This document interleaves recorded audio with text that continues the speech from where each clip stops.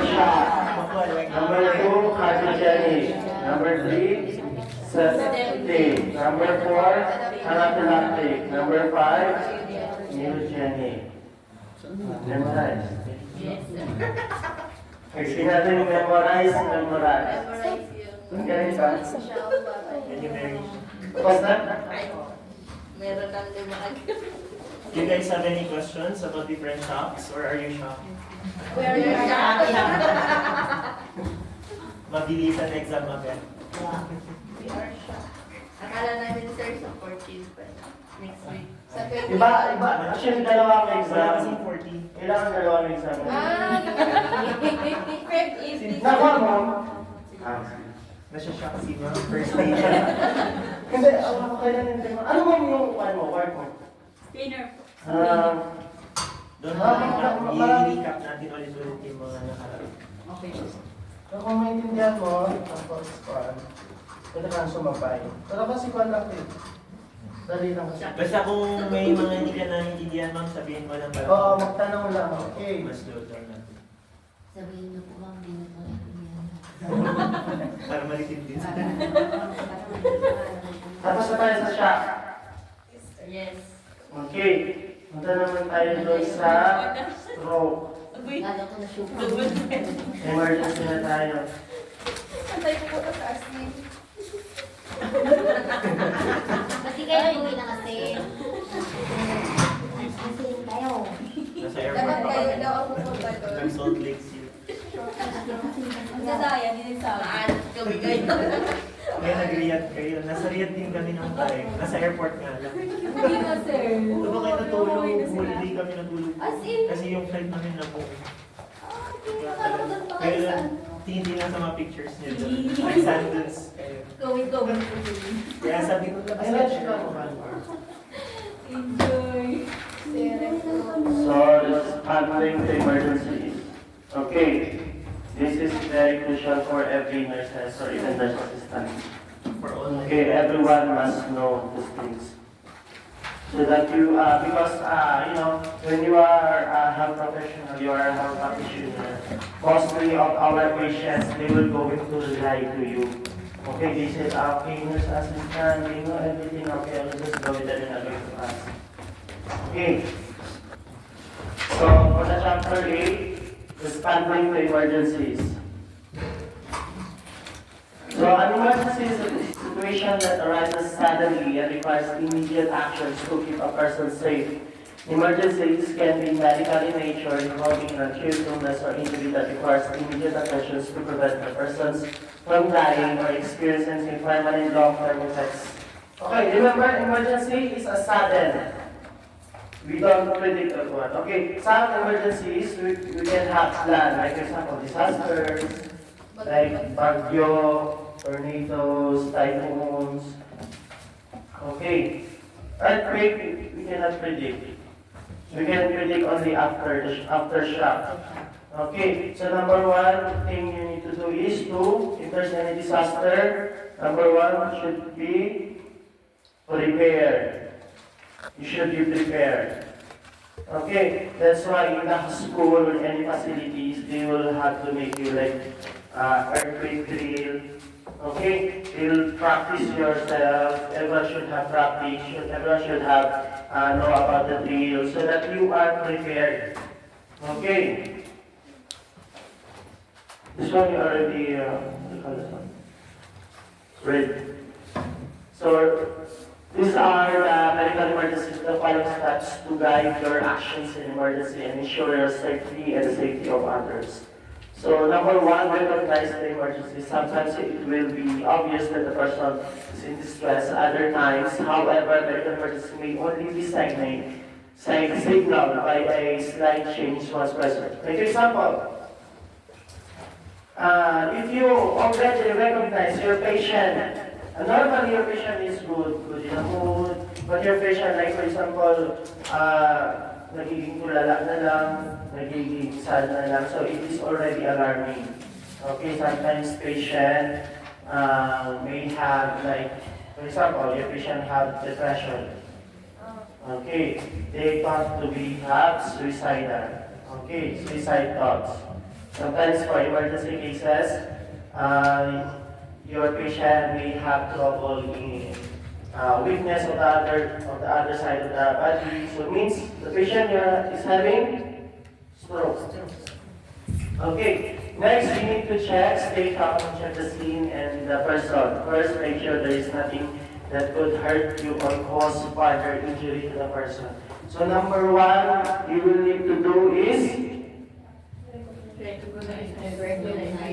you already recognize, there is already recognition, like the patient may have trouble or stroke or emergency. The second you will need to do is, you need stay calm and check if the scene is safe.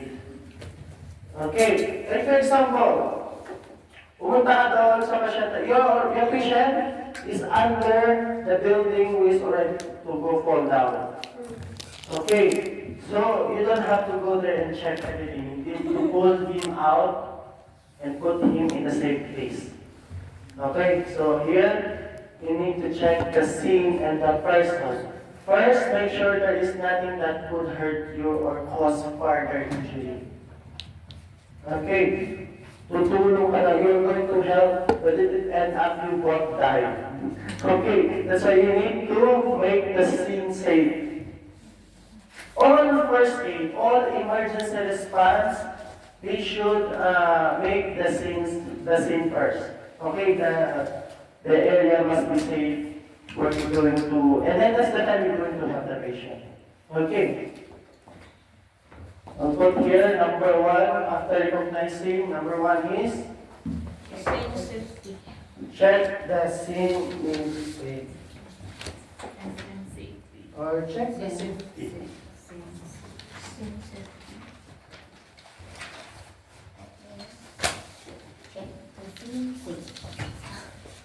Okay, same with first aid.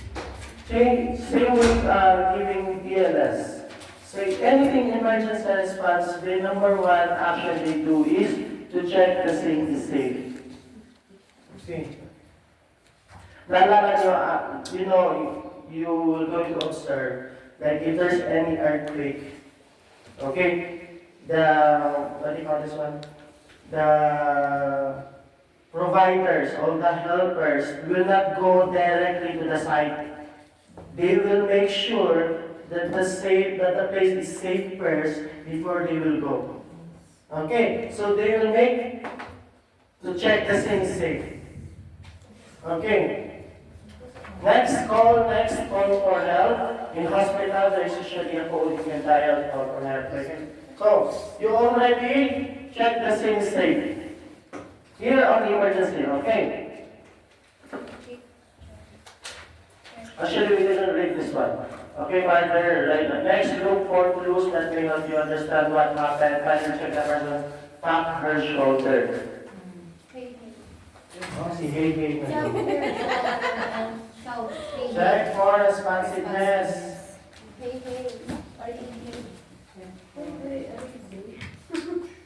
Check for responsiveness. After checking the scene, you need to go to the patient. Hey, are you okay? Hey, assalamualaikum.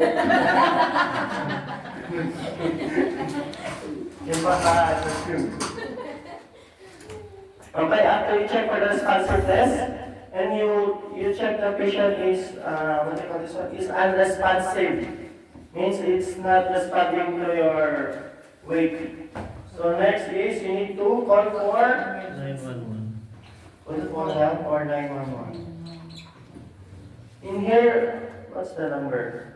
97? Police 977? 997? In Saudi, no? 9001. Tatlo lang. 997?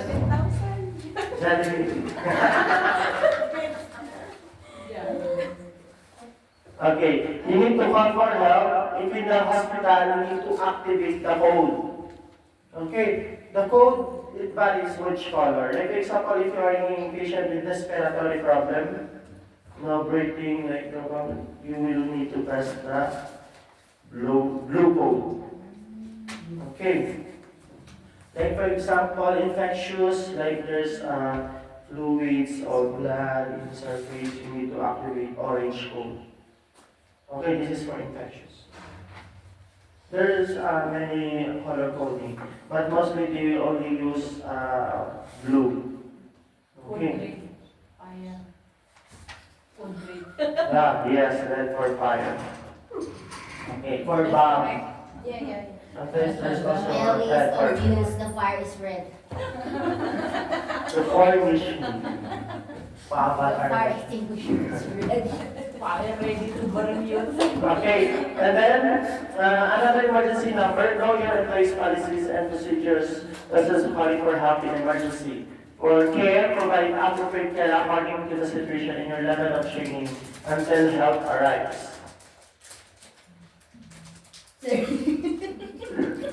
Pinag-memoryan.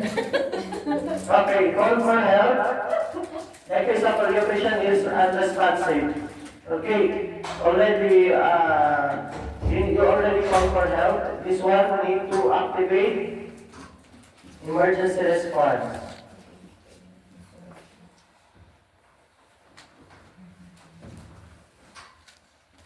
Guys, yung sa emergency number 911, di ba? Pero pag sa Saudi daw 997. Pagkatawag kayo sa Saudi Emergency Response 997. Yun lang, just in case you want to. Or bring an AED. Activate the emergency. Ayun, boom. Exam na.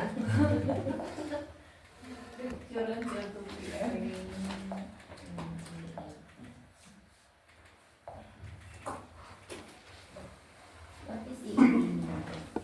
Okay, number one, you need to check the safe. Number two, check for responsiveness. Number three, call for help. Activate emergency response. Or bring an AED. An AED is a automated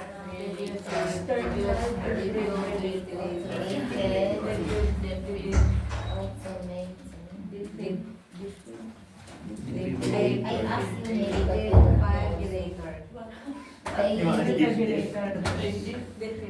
asked you I asked ano daw? Defibrillator. External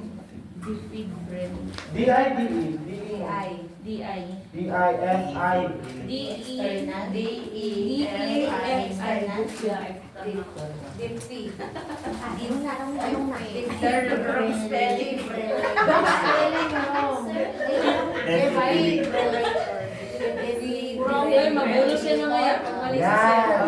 Ay, sabihin namin,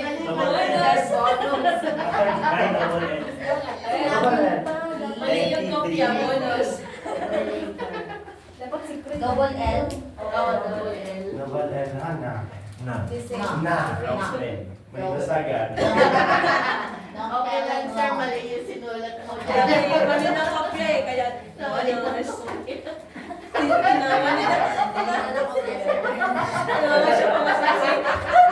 yun ang nakopya namin, walang erase. Okay. In here for emergency, like for medical emergencies, it's skip. Okay. But anyway, I'll make it like very simple because this one is very broad, like how you going to care for a patient. Okay. The next, you need to check for pulse Breathing and pulse. Which pulse? and breathing. Carotid. Carotid. Nag-aaral ko na. Check for pulse and breathing. Mainly yung So how are we going to check for the pulse and breathing? Yung BLS. This is under BLS. You have to Let's go do it. Okay. You have the carotid certificate. pulse. You need to check the carotid nearest to you. Like for example, this is the head of the patient. You need to check nearest to you. But on the other side. Okay? And this. Demo. For example, For example, I am the patient. I am lying down, and then he's the respondent. So you need to check. Nearest to you. When you are checking, Ah, okay. yung dito Kung pa. saan po kayo? Actually, lower mandible siya. Huwag na kayo pumunta Lower doon. mandible. Tapos while checking, Baka iba guys, yung while makuha. checking, look at the chest also for the rise and fall. Pag nagbe-breathing ba, baka sumasayaw pa siya. Makita mo. Okay, this one, carotid. Carotid. Nearest to you, okay? Nearest to you, then check for Rise. rise and fall of chest. Kasulat chest. This one should be between 5 to 10 seconds. Not less than 5 seconds, not more than... longer than 10 seconds. No, no longer. Assessment is not over 10 seconds.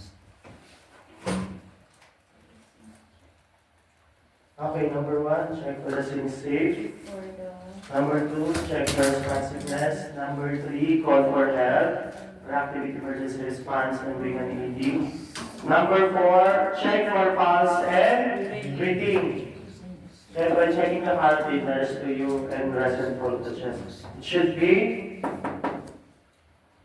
5 to 10 seconds.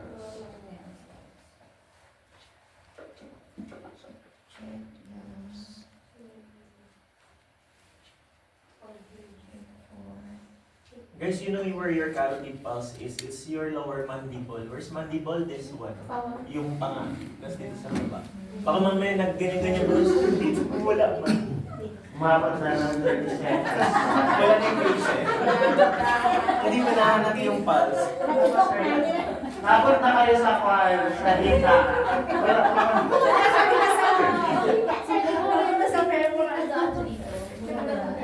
Pag-umulod, no? Ibang pulse.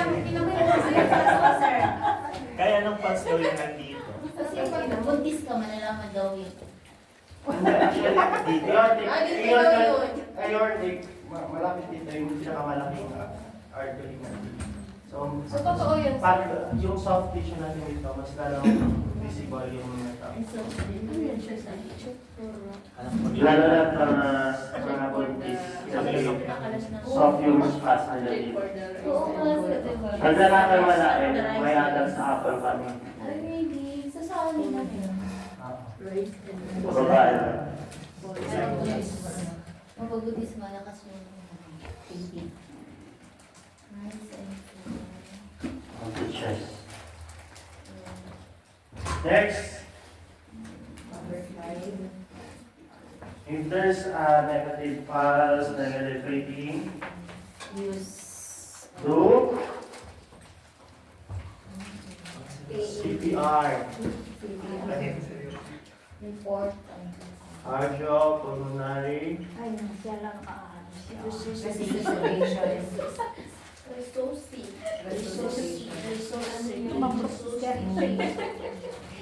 Do CPR. patient. Recitation. What's the recommended compression in 1 minute? 100 to 120 Ano yung BPM, sir? Beats per minute. Beats per minute. For 1 minute is 100 to 120 100 to 120. beats per minute. Okay. The depth. 2 to 2.4 inches. For the bone. 2 to 2.4. Guys, for the BPM, you can search on Google without your phones. Try to search metronome. Ito yung beats per minute na dapat ninyong sundan. Yung ganitong sound. Pag nag-chest compression ka. Bawal sumayaw.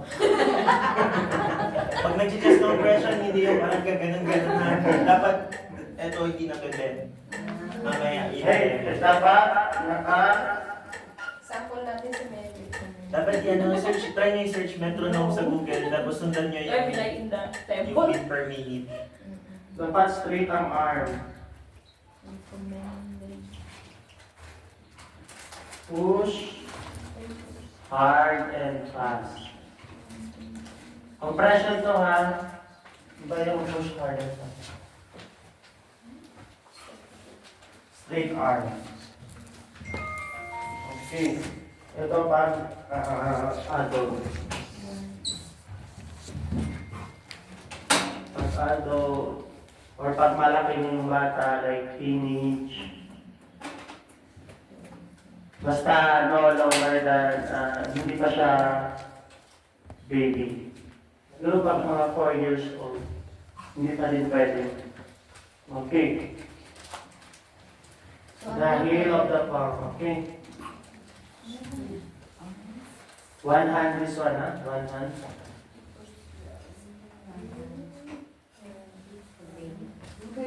Sir, hindi pwedeng po hanggang It could be 4 your 2 years old. fingers, it could be your 2 thumbs. Minsan kasi ang bata, kahit 5 years old, maliit pa din sila. Opo. So, So, ano? it depends. Important, like infants.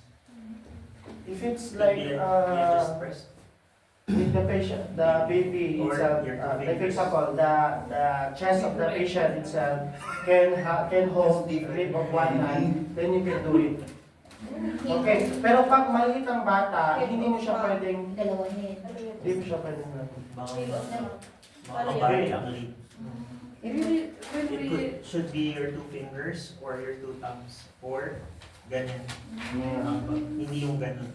Ganyan or your 2 fingers, ganun. but then just Dito part. when we practice is like this, you put like this and then put in the middle, then you put it along. 3, For the yes. measurement.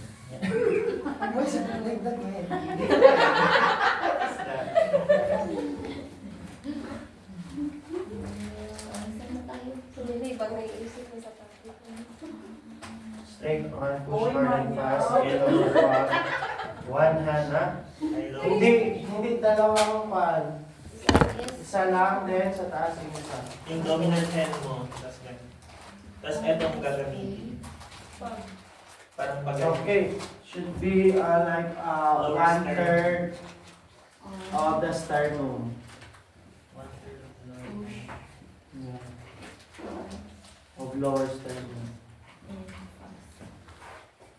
Saan ba ang sternum nyo, guys? Anatomy, sternum.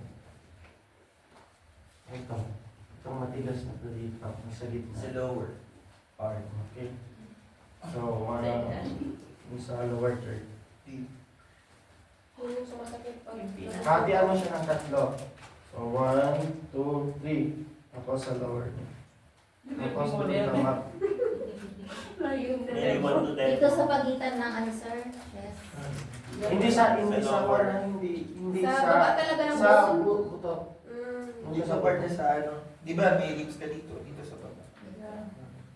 Wag sa buto. Ay, wag sa Yung ito. soft. Wag sa sikmura. Kasi pag sa baba nito, sikmura na to eh. Susukat. So, dapat dito sa buto, sa last. Kaya yung iba, pag may chest compression, minsan nababalian. Yeah, kaya kailangan nilang sinisend sa hospital for trauma recovery. Paano kami siya? May dede man. Ay, sana man. Tapos Hindi, yung... ganun pa din. Same Ganun pa procedure. din. Paano kayong dito pa ganon, sir? Hawiin mo lang. Ay, gaganon mo lang muna sa akin.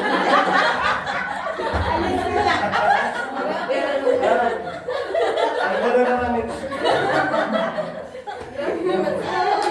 Si Jerlyn, hahawiin mo na. Hindi ko Mahirap mo sabihin mo. Ayan yung buto eh.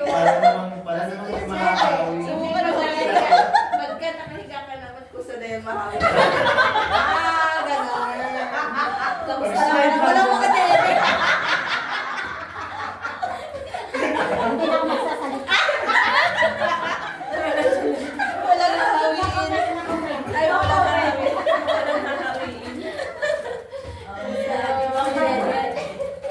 Paano naman pag bata? Okay, remember Ay, that talaga wala. the ratio will be 30:2. 30 compression and 2 blows. Okay. For the... Corrective compression and breath. And 2 rescue breath. Lower. Ano kayong mag-rescue breath? You need to feel. Open the airway. Okay, open the airway. Then by 3 seconds. Number 1 second is for breathing. I blow. 2. Then 3. Okay. Ibo-blow. Bali by 3 seconds. Yung mga 1 sec. The first second, yung mga blow. Ah, akala 2, stop, 3, Blue. blow. Okay, then, Pero ganun mo yung ulo niyo. Apo. Huwag ka then resume CPR. Ano yung 30, sir? 30 ko 30 compression, yes. Yung mga 1, naglulog. 2, 3. Ha? Bago ka mag-blow. Yung mga may nalulog. After ng 30 compression, Blow ka ng dalawa. Ang pagbilang ng breath or Three blows seconds. should be 1, pause, number 2, 3, so Yan ang 3 first cycle seconds. niya. Ah. Tapos Okay. ulit na naman siya. Yeah. Tapos di ka dito. O, Kaya diba? mo siya, Okay na.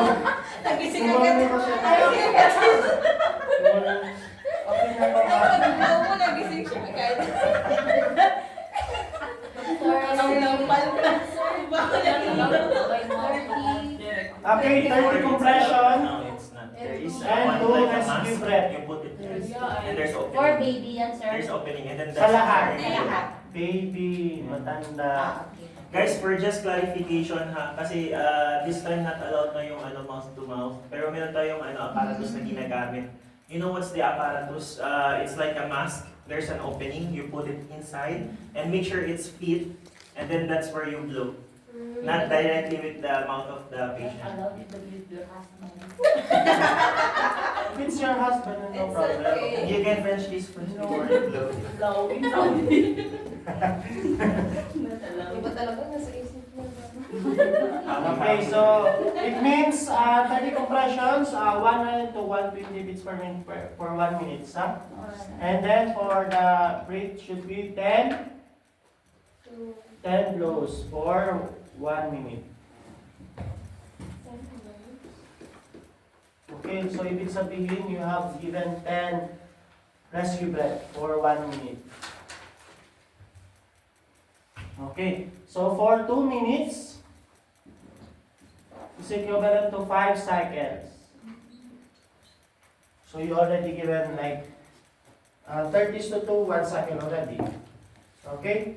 Then second, 30 to 2, another second cycle, 30 to 2, another third cycle, until 5th cycle. After 2 minutes, you need to check for the pulse, reassess the patient. Reassess the patient. Okay, for 2 minutes, after 2 minutes. And also, change of compressor. Like for example, if you are 2, after 2 minutes, change na naman kayo.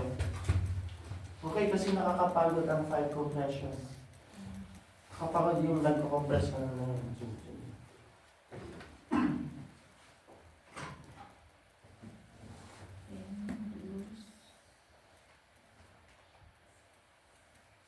Ang 100 to 120, pwede matanda, pwede bata. Okay.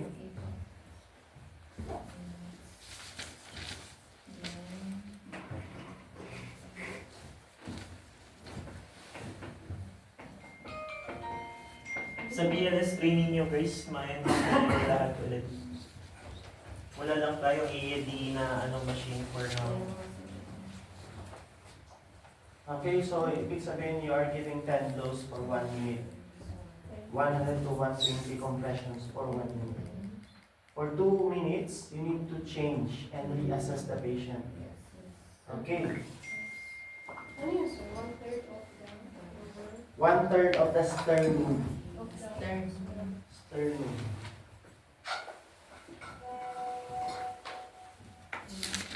Sir, 10:30 na. Magpapamiting si Sir Ibo. Sige, go.